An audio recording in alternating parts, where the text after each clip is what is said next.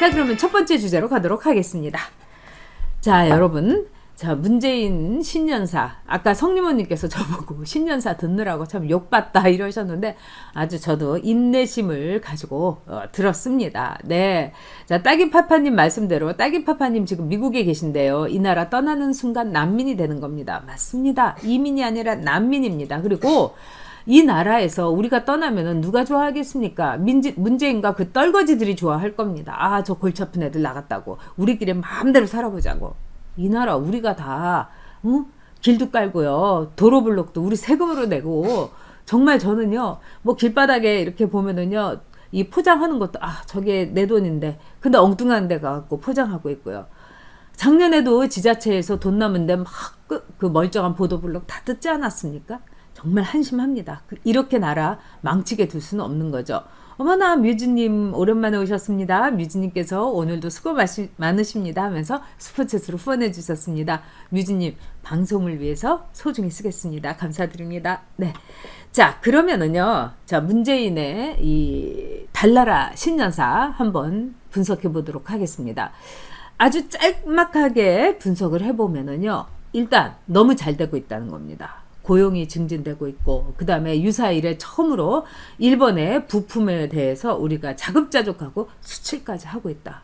너무너무 잘 되고 있다는 겁니다. 자, 그러니까는 제가 보기에는 이게 치매의 초기가 아니라 중증이다. 치매 환자들이요, 초기에는 자기 뭐 날짜라든가 뭐 이름 잘못 쓰고 이런 거 한다고 하지만 중증이 되면은 이 환각이 보인다는 겁니다. 환상이. 그래가지고 뭐 냉장고에 자기가 먹지도 않았는데 누가 자기가 먹었는데도 나 배고프다고 하고 이거하고 똑같습니다. 진짜 국민은 배고파 죽겠는데 그냥 문제는 얼마나 많이 먹었는지 지금 경제도 오케이, 고용도 오케이, 세상에 이렇게 나온 나라 만든 적 없었어. 그 다음에 이명박 박근혜 97년까지도 우리나라가 수십 년 동안 못한 거 아무도 흔들지 못하는 나라 내가 만들었다. 이렇게 얘기를 하더라고요. 여러분, 이거 기절초풍할 일 아닙니까? 그렇게 흔들려 놓고, 그렇게, 경제 지표가 지금요, GDP, 우리 성장률이 작년에 1.8 찍지 않았습니까? 그것도 저는 마사지 많이 한 거라고 생각합니다. 그런데 고용도 좋아지고 너무 좋아지고 국민이 잘 사는 태평성대. 아니, 성장률 2%도 못 찍어갖고 1.8%를 찍었으면서 이거 무슨 얘기를 하는 겁니까? 이 문재인의 말은 뭐 정원이 한 50명 있는 학교에서 진짜 49등 내지는 50등 하고 나서 선생님이 저 많이 노력했다고 했대요. 선생님이 제인이 전보다는 많이 좋아졌다고 했대요. 아니면 뭐 컨닝을 했든지 이런 식으로 해갖고 우기는 겁니다. 성적표는 등수대로 이렇게 얘기해야 되는 거죠. 1.8입니다. 문재인 정말 큰일입니다. 자, 그러는데요. 뭐 일본 수입 부품의 국산화를 했다. 뭐 일자리가 뚜렷하게 회복했다. 뭐 다 좋습니다. 그리고 뭐 나라다운 나라를 자기가 만들었다. 진짜 황동규님 말씀대로 어디 감히 정의와 공정을 흔들리는지 기가 막혔다. 그러셨을 겁니다. 후리버드님도 심각하다. 자영업자님 그렇습니다. 그래서 저는 이걸 이렇게 보면서 정말 저거 달통이라는 말이 그대로 달통이 달나라에서 기자회견 하는구나. 제가 그런 생각이 들었습니다. 근데 여기에서 굉장히 중요한 얘기가 있습니다. 한반도 평화에 있어서 행복한 시간을 우리가 모두 가져야 된다. 남과 북이 동시에 행복해야 된다. 이런 말을 했습니다. 그러면서 남북관계의 후퇴는 정말 걱정되고 또 개성공단과 금강산 여기에 대해서 말하자면은 독자적으로 검토를 해보겠다. 이거는 뭐냐? 북한에 대해서 김정은에 대해서 즉 개성공단과 금강산에 대해서 독자적으로 우리 정부 차원에서 재개를 해보겠다. 이거를 밝힌 겁니다. 아주 적극적으로 검토를 하고 문을 열겠다 이러진 않았지만은 이 남북 관계가 나쁘기 때문에 우리가 독자적으로 검토를 할 여지가 있다. 이렇게 얘기를 했습니다. 자, 그러면서 2032년에는 올림픽 공동 개최를 하고 남북 접경 지역에서는 접촉을 강화하겠다. 이러면서 김정은 위원장이 아까 6월 15일 2020년이니까 6.15 선언 20주년이 된다. 2000년에 6.15 선언이 있으니까 그러니까는 김답방의 여건이 성숙됐다. 그러니까 김정은이 꼭 2020년에 왔으면 좋겠다. 올해 왔으면 좋겠다. 그러니까 6.15에 오지 말고 이왕이면은 4.15 선거 전에 왔으면 좋겠다. 이런 속내를 이제 내비친 거 아니겠습니까? 저는 이거를 이렇게 신년사를 들으면서 굉장히 소름이 끼쳤습니다. 이 신년사라는 건 뭐냐? 여러분, 김정은에 대한 반성문입니다. 내가 그동안에 형아가 이것도 해주고 저것도 해주고 다 해줬는데 형아가 잘못했어. 형아가 미국도 이 설득도 제대로 못했고 너한테 좀 달러, 캐시 좀 쥐어져가지고 너한테 용돈 좀 풍부하게 주려고 했는데 그것도 내가 못했어. 내가 한 거라고는 정말 뭐 그레이라고 그러죠. 야매로 너한테 벤츠 마이바흐 그거 한 대 이렇게 갖다 준 거밖에 못했어. 너무너무 미안해. 너무너무 형 노릇 못했어. 그렇기 때문에 이제는 내가 금강산하고 그 다음에 개성공단 풀어줄게. 이런 메시지를 김정은한테 던진 겁니다. 그런데 어저께 국회 정보위, 여러분도 잘 아시겠지만 국회 정보위라는 것은 국정원에서 이 보고를 받을 수 있는 권한이 있습니다. 그래서 정보위에 있는 이 국회의원들은 보통 국회의원에게는 이 가지 못하는 아주 국가 기밀에 관련된 중요한 정보를 얻을 수가 있습니다. 근데 이은재 의원이 어저께 북한에서 열렸던 전원회의를 국정원에서 분석을 한 거에 대해서 이야기를 했습니다. 기자에게. 근데 여기에 대해서 국정원 나름대로 말하자면 우리나라 국정원이 분석을 한 겁니다. 그 분석이 뭐냐면 첫째, 김정은은 핵 포기를 하지 않는다. 이거야 뭐 우리로서는 누구나 다 알고 있는 거지만 서훈의 국정원에서 이렇게 분석을 한 겁니다. 절대로 핵 포기하지 않는다. 두 번째, 핵 억지력을 되려 강화한다. 핵 억지력을 강화한다는 건 뭘 얘기하겠습니까? 핵은 갖고 있으면서 핵 보유국으로 가고 그 다음에 남한에 북한이 제일 두려워하는 미국과 한국이 핵으로 엮이는 것, 즉 핵우산 또 핵 그 전술핵 우리가 반입하고 이런 거 막겠다는 겁니다. 그건 어떻게 막겠습니까? 문재인이 바짓가랑이, 문재인이 모가지 딱 잡고 있으면 막을 수 있다는 자신감이 북한에, 김정은에게 있다는 겁니다. 무서운 일이죠. 세 번째는 무기 개발을 가속화하겠다. 그러니까 이번에 뭐 ICBM 뭐 할 것 없이 해가지고 아주 가공할 만한 무기를 계속해서 개발하겠다. 여러분, 어떻게 생각하십니까? 이거는 한국에 대한 대선전포고나 마찬가지입니다. 그리고 미국에 대해서도 너희들이 우리에게 대화 안 하면은 배째라. 그러면서 느긋하게 핵무기라든가 또는 무서운 가공할 만한 신식, 첨단 무기에 대해서 상당한 진전이 있었다는 북한의 자신감입니다. 그러니까 서훈의 국정원에서도 뭐라고 했습니까? 핵포기할 일 없다. 근데 이 보고를 문재인이 안 받을 리가 없습니다. 그럼에도 불구하고 문재인이 신년사에서 김정은한테 꼭 한국에 답방하라고 이렇게 러브콜 내지 반성문을 쓰는 걸 보고 저는 국민으로서 치욕을 느꼈습니다. 그리고 이게 우리나라 대통령인가? 정말 나라다운 나라 어쩌고 우는 하는데 나라다운 나라가 아니라 이거는 정말 나라 망신시키는 대통령이고 나라에 치욕을 주는. 글쎄요, 저는 뭐 정말 이 우리가 10년부터 이 45년까지 정말 치욕스러운 일본의 식민지 시대를 겪었는데 지금은 좌파 식민지 시대가 아닌가 이런 생각이 듭니다. 문재인 일당에 의한 좌파 식민지 시대가 아닌가 이런 생각이 듭니다. 자, 모차르트님께서 김정은한테 몰래 1조라도 갖다 주고 답방 올인할 것 같아요. 그렇겠죠. 그리고 아마도 김정은의 답방을 위해서 오늘 신년사를 제가 분석을 해보니까 개성공단과 그 다음에 금강산 개발 이거 문 연다는 겁니다. 금강산 관광 연다는 겁니다. 결국은 이거는 김정은에 대한 캐시 선물이겠죠. 금강산 관광이라든가 또는 개성공단은 바로 거기 있는 돈이 그대로 김정은한테 캐시가 들어가는 겁니다. 보통 30달러 정도의 그 급료를 받는데 그 중에서 본인들이 갖고 가는 노동자들, 걔네들이 얘기하는 근로자들이 갖고 가는 돈은 2달러밖에 안 된다고 그럽니다. 그럼 나머지는요, 다 김정은한테 가는 거예요. 개성공단을 다시 열려면은 그게 근로자들에게, 북한 근로자들에게 직접 가게 해야 되는 겁니다. 하다못해 간식으로 나눠주는 오리온 초코파이도 다 수거해 간다지 않습니까, 여러분? 아휴, 정말 불쌍한 나라입니다. 어쩌다가 우리 민족이 이렇게 됐나 싶습니다. 자, 그런 점에서, 모짜르트님, 네, 슈퍼챗으로 후원해 주셨습니다. 감사합니다. 모짜르트님은 너무 You are amazing입니다. 모짜르트님. 모짜르트님과 저희 이렇게 안방TV 그 친구들 중에 가고 싶은 친구들하고 이번에 시향에 신년음악회를 갔는데 아주 좋았습니다. 그리고 모짜르트님께서 아주 얼마나 친절히 해설을 해주시는지 많은 공부가 됐습니다. 다음에도 한 1년에 대여섯 번은 저희가 이런 모임 가지려고 하니까 여러분들께서도 함께 해주세요. 네. 자, 딸기파파님께서 나라가 그냥 꼬꾸라진다, 나라다운이다, 이런 말 하셨습니다. 자, 써니리님께서도요, 국민들이 금강산 개성공단 개방 반대하는 저항운동 해야 된다. 그렇습니다. 네. 엘리자벳님, 평양에 모여있는 사진 보고 소름 끼친다. 그렇죠. 네. 자, 라파솔님, 이번에는 엎어야 된다. 그렇습니다. 네.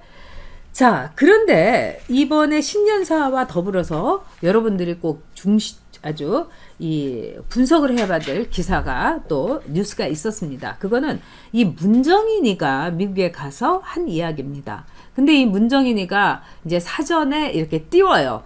그러고 나면은 문재인이가 그 다음에 말을 합니다. 지금까지 2년 반 동안 예외가 없었어요. 그러니까 문정인이는 북한에 대한 이슈를 이렇게 띄워서 이렇게 여론을 살펴보는 역할을 하고, 그러면 문재인이가 쓱 보고 거기에 대해서 거의 앵무새처럼 말하자면은 이 제방을 합니다.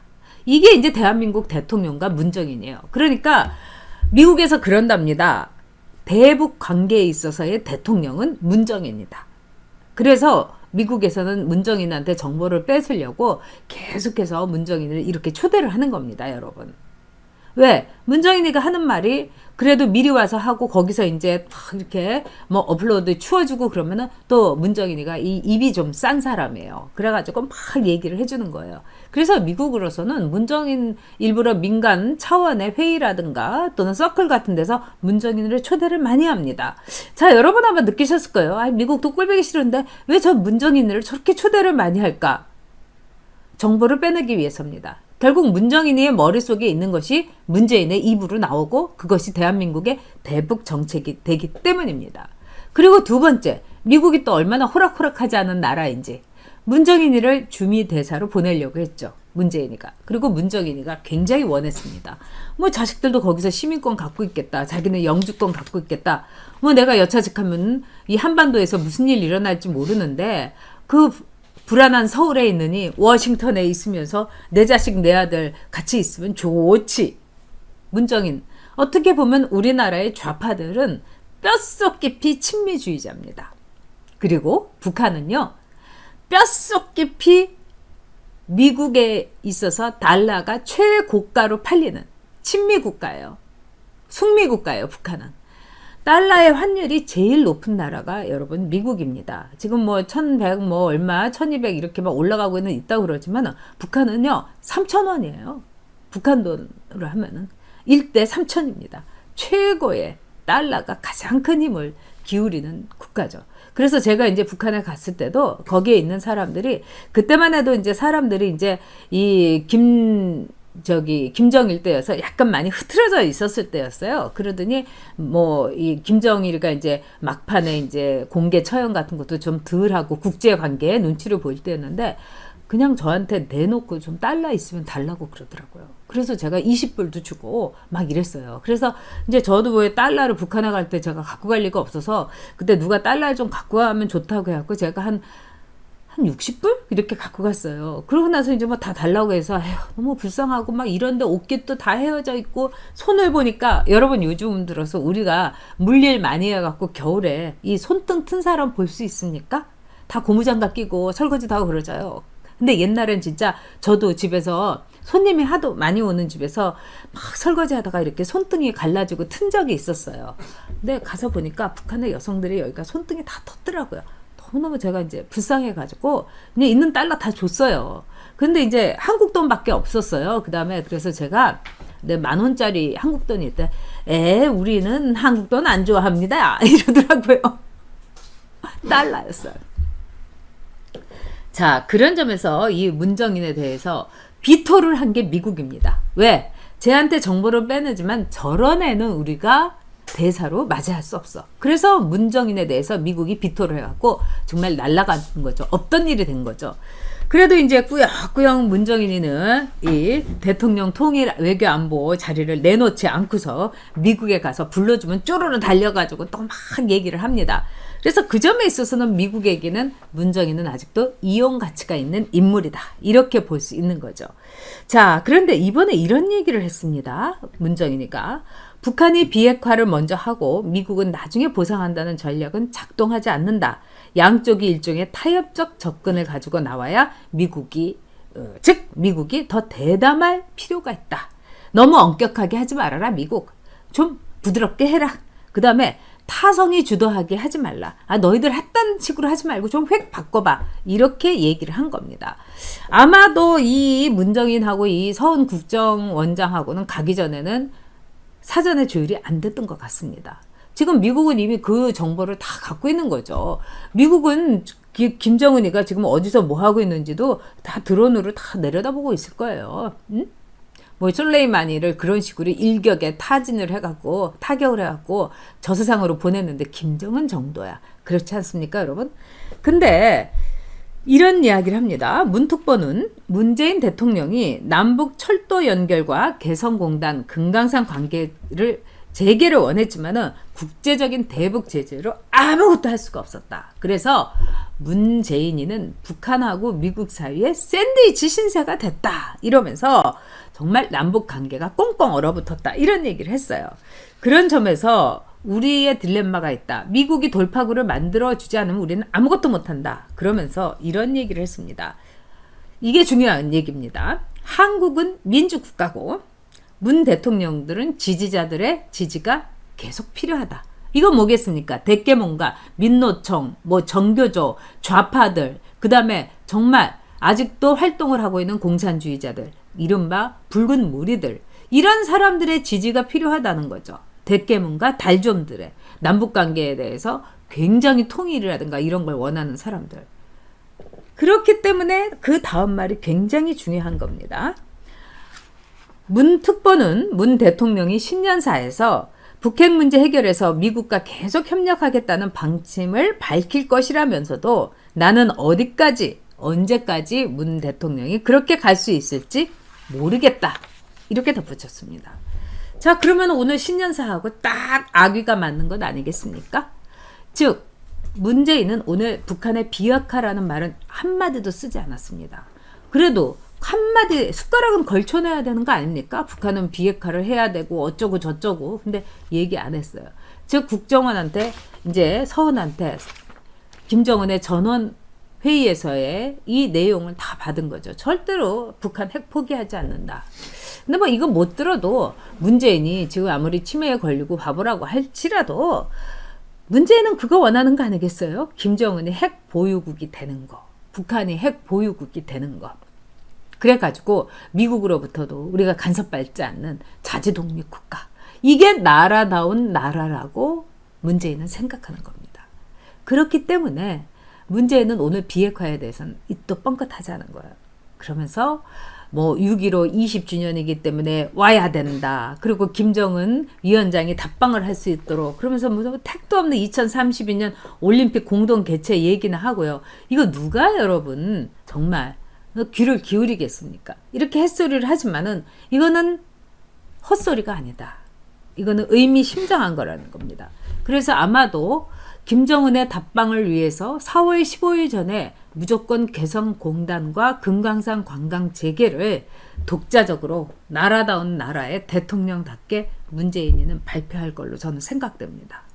그리고 미국에 대해서는 미국이 결국은 이란 관계로 정신이 하나도 없을 테니까 그 틈새에서 나름대로 북한 이슈를 터트려가지고 미국한테 우리 호르무즈 파병 갈게 뭐 이런 식으로 할 겁니다. 이 호르무즈 파병도 사실 지금으로서는 굉장한 시한폭탄 같은 겁니다. 즉 그 당시의 상황, 호르무즈 파병을 결정했을 때와 지금과는 정말 중동이 화약고에서 언제 전쟁이 터질지 모르는, 제가 보기에는 터져봤자 국지전입니다. 이란이 어떻게 미국 앞에서 뭘 하겠습니까? 또 그 전에 즉 트럼프는 이란에 대해서 아주 강공을 할 겁니다. 그래서 저는 국지전도 굉장히 힘들다. 결국은 이란에서 자기네들이 솔레이마니에 대해서 나름대로 복수전을 했다. 이런 거를 한 건 하고서 보여주기 식으로 아마 끝낼 겁니다. 근데 그러는 와중에서 미국도 복잡하죠. 그러니까 이런 와중에서 금강산 재개라든가 또는 개성공단 다시 문 여는 거를 막 그냥 후다다닥 진짜 콩 볶아 먹듯이 청개 번등에 번개 천등에 콩 볶아 먹듯이 후다닥 할 가능성이 있습니다. 그래서 이 점에 대해서는 여러분들이 생각을 하셔야 되고, 또 우리 지금 이제 자유한국당이라든가 국회의원들이 지금의 이 상황에 대해서 매우 유의미하게 의미심장하게 받아들여야 된다고 생각합니다. 네, 미전님께서 감사하다고 귀여운 이모티콘과 함께 슈퍼챗으로 후원해 주셨습니다. 감사드립니다, 미전님. 자, 유동훈님께서는 추미애가 물론 좌우 이념 추미애 얘기를 쓰셨는데, 추미애가 임명되고 선거법과 공수처가 통과되도록 만든 이 황교안과 친박들이 이제 문제다. 네, 이 문제는 한번 다시 얘기를 하도록 하겠습니다. 두 번째 주제에서요. 자, 남녀 갈등은 뭐고 물론 있고 좌우 이념 갈등까지 조장하는 게 바로 이 여초사이드, 여시, 쭉방, 파리콕, 소울드레서, 쌍화차, 코코아, 레몬테라스, 각종 맘카페들. 저도 이 맘카페들을 보면은요, 굉장히 심각한 게 사회주의에 대해서 한 맘카페에서 얘기가 올라왔어요. 그랬더니 쫘르륵 한 20명 정도가 댓글을 달면서 사회주의 좋지 않냐고. 응? 사회주의처럼 배급 주고 사회주의처럼 모두 똑같이 살면은 우리가 속 썩을 필요도 없고 남의 집 신경 쓸 필요도 없고 좋지 않냐고, 이런 글이 올라오더라고요. 그런 점에서 말하자면 맘카페들의 경우는 정교조 교사들에게 말하자면은 교육을 받은 30대, 40대 초반까지의 여성들입니다. 그리고 이 여성들은요, 굉장히 심각한 사고적인 하나의 결핍을 갖고 있다. 전 이런 생각이 들어요. 그리고 이 여성들이 그러는 반면에요, 아주 민감해요. 무슨 어느 연예인이 무슨 명품을 입고 나왔는데 그 명품이 직구를 하면은 70만 원인데 뭐 어느 백화점에 가면은 뭐 220만 원이다. 이 모순, 응? 정수기가 맨날 우리한테 대통령 되기 전에는요, 몸빼바지 입으면서 라면 끓여 먹어요 이러면서 손잡아 들었지만 지금 정수기의 모습을 보십시오. 그냥 샤넬만 입고 다닌다지 않습니까? 거기다가 무슨 작가의 작품만을 막 휘두르고 다녀서 그거는 두루마기 하나에도 뭐 1,000만 원이었다고 하지 않습니까? 뭐 그 돈 도대체 어디서 나느냐고요. 이거 우리 세금입니다. 왜? 정수기가 공식 석상에서 입고 나가는 거는 국가 돈에서 해주게 돼 있습니다. 그러니까 이거 우리 세금이에요. 그러니까 아주 나라 돈 빼먹는 데는 이 좌파들이 정수기부터 시작해가지고 정말 천재적입니다. 네. 자, 유동훈님께서도 정말 열심히 일하는 여성들마저도 욕을 먹도록 만드는 게 여초사이드와 페미니스트들이죠. 충분히 그런 저는 상황이 아주 농후하다고 봅니다. 그리고 문재인이가요, 페미니스트 대통령도 아니에요. 이 페미니즘에 대해서 어떻게 생각하느냐고 물으니까 딴소리 했는데 그냥 페미니즘 대통령이 돼버렸고요. 그것도 웃기고요. 제가 이제